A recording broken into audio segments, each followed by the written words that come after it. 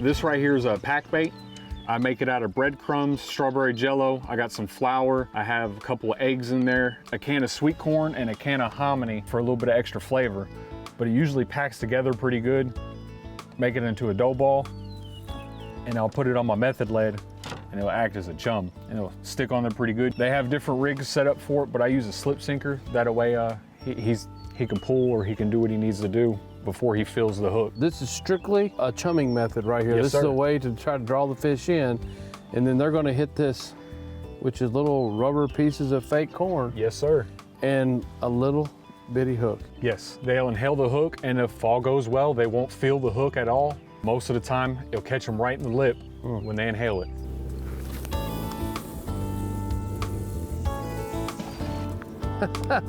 So now you've got this rod holder set up. It's a two-piece style rod holder. And then this thing here is actually battery powered. Yes. And you have run your line down in there, and you've got this set where your drag is almost completely open. He pulls the line, it feeds through, gets tight, catches right here, then it has to go up and over a roller, which will set off your alarm. Set off your alarm. So it lets you know exactly when you're getting a bite. Yes. So today we're here in Hodgenville, and I am learning about something completely new to me, and that is carp fishing. I've been fishing my entire life, and today I have seen more gear and more equipment dedicated to carp fishing than I ever thought was even possible. All this stuff to me is a complete new world, and it's a world that I have a lot of interest in because, you know, I fish around the state of Kentucky, I always see carp. It's one of those things that I think that carp are in almost every single body of water. Today, let's hope we catch a fish or two, and I've already learned a ton on how to target and catch carp. Uh-oh.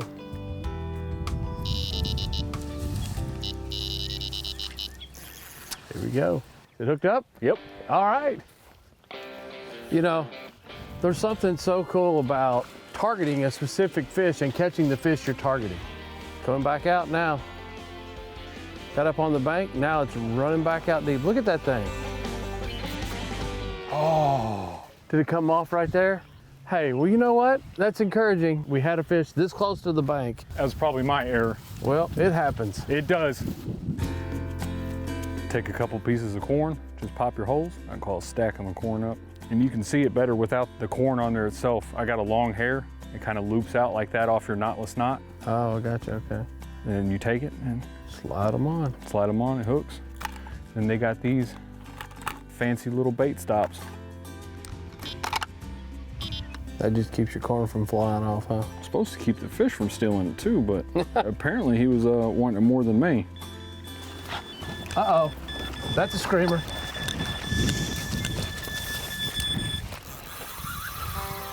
Hooked up? Yep. I'd say this one's a carp because he's just purely running. Okay, man, they are getting right up here on the bank. Look at that. Look how fast that fish is. A lot of people consider carp trash fish. You don't think of them as being real athletic. Pretty athletic fish, aren't they? They're relentless. Oh, there we go. We got it in there now. This is, it looks like just a regular common carp, is that correct? Yes, sir. So you said you have caught mirrored carp out of here. Yes. Explain to me what a mirrored carp looks like. They'll have bigger scales and a wider pattern. They're more colorful fish. Okay. Well, this is probably what, about a 4 or 5 pound fish, Yes. something like that? There you go. It is a pretty fish. And extremely hard fighters. Oh, yeah. For anyone wanting to catch a fish that will pull your line, scream it, put it to its limits, there's nothing out there better than a carp. And like I said, they're just so plentiful. Yeah. Oh man, that fish was released very healthy. Hopefully one of these days it's on the end of your rod again.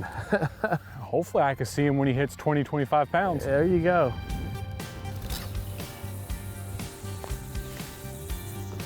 That thing just keeps on going. How many days a week do you fish for carp? The only thing I don't fish in is the lightning. Yeah. I got a little waterproof canopy I set up. Uh-oh. Hooked up? Yep. There you go. Oh, a little bigger fish. Catfish? No, a little bigger carp. This one's about 3 times the size of the last one, I believe.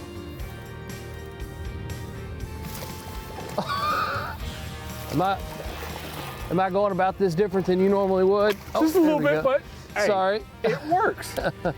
There you go. So again, it's another common carp. Yep. Man, that thing put up a good fight, huh? Yes, he did. And he's still got a lot of energy left in reserve. Oh yeah. I'll tell you what, I know now why when that thing went beep, beep, and stopped, you didn't get all excited.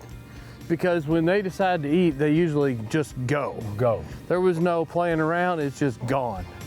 This table you've got this fish in, this is strictly for what you're doing right now. It's for actually putting the fish in and handling them. and handling the fish so you don't hurt them. Yep. A lot of people will get the hook out before you get him out of the water. Yeah. I bring him over here that way if he does flop around, he's not thrashing on the bank. You can see what they're doing. They're just kind of sucking and picking up whatever's on the bottom. Bugs, worms, mussels. And they do have really, really, really soft lips. Yep. I Easy mean, to tear. Extremely soft lips. I'm gonna go ahead and get this one back in the water.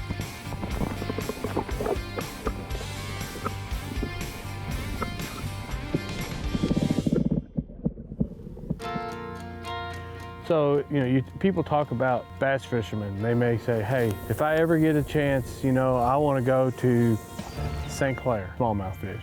Or if you're a largemouth fisherman, it might be Okeechobee. Where is your destination location anywhere in the world to go do what you're doing right here? I'd go back to Dale Hollow easily. That's the crazy thing. So people worldwide that start thinking about their destination location, any place to go to carp fish, it could be right here in Kentucky. Yeah, and the group I'm in, the carp group, that's the #1 destination spot. Everyone says, I want to go to Dale Hollow. I'm going to Dale Hollow. I'm planning a trip to Dale Hollow. What do I need? What do I do? You know, that is the spot. Down there, it's not uncommon to catch 30, 40, 50 pound carp. Uh-oh. Yep, it's got the bait runner, you flip it down. All right.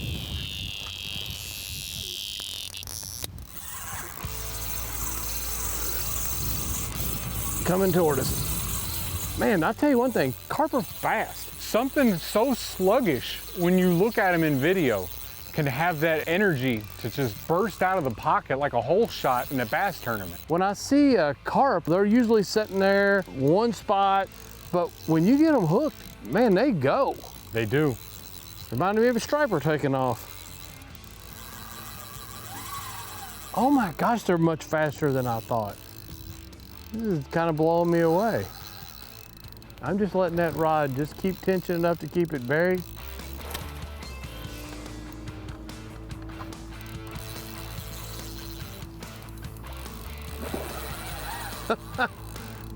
You know, when you start thinking about carp fishing, and I will tell you this is the first time I've ever targeted carp, but I'll tell you, you don't think about the skill that's going to be required to land a fish this strong on such a little hook.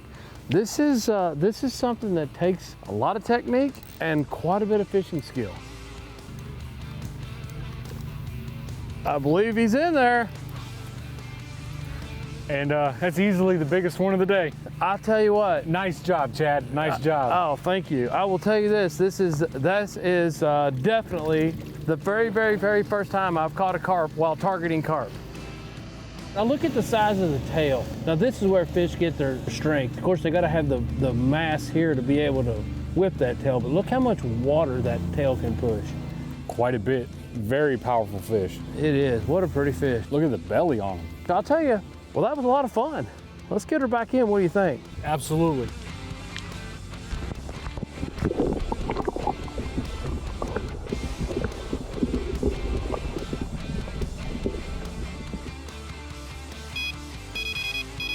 There you go. Feel like a good fish? He feels like a nice one. Probably not as monstrous as yours. Well, that's just complete pure luck.